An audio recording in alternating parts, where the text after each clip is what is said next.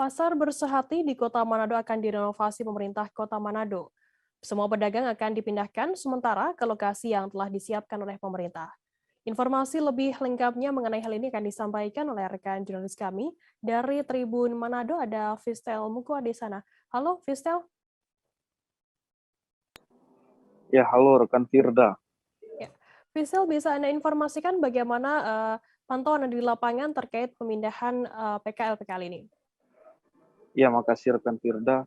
Memang dari hasil pantauan kami dari Jembatan Soekarno, memang di sana sudah ada lapak-lapak yang kosong, namun masih ada pedagang yang berjualan. Karena memang dari kami lihat dari jembatan, memang sudah ada beberapa atap dari pasar Bersehati yang rusak. Jadi memang sudah saatnya untuk diperbaiki.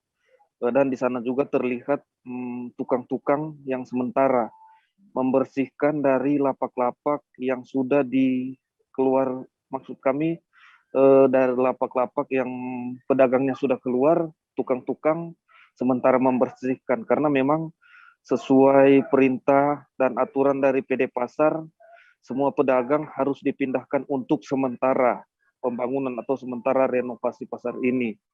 Jadi memang akan dipindahkan semua. Namun memang masih ada sedikit keterlambatan karena pedagang yang lainnya sudah pindah karena sudah ada tempatnya dan mereka dengan cepat membuat lapak. Tapi ada yang lain masih sementara membuat lapak.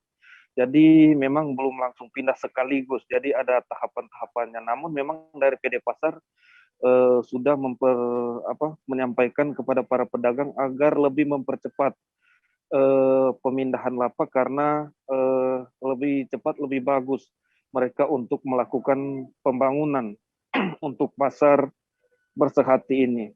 Jadi dari hasil pantauan kami para pedagang sementara berpindah tempat.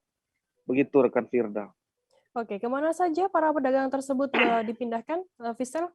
Ya, para pedagang ini akan dipindahkan hanya di samping pasar Bersehati, yaitu di pasar, maksud kami di Pelabuhan Calacak Kalimas.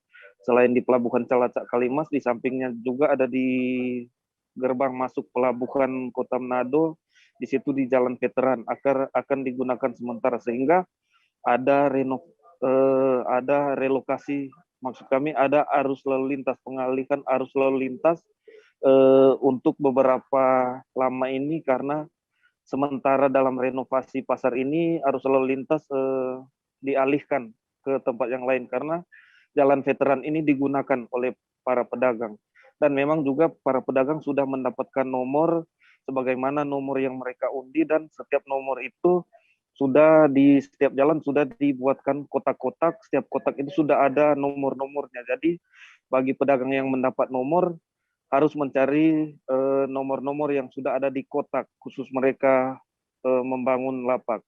Demikian rekan Firda. Fistel, apa tanggapan dari warga sekitar dengan adanya renovasi pasar Bersehati ini? Ya, dari para pengunjung dan juga pedagang memang mereka harapkan dengan adanya pembangunan ini pasar Bersehati akan lebih baik lagi ke depan.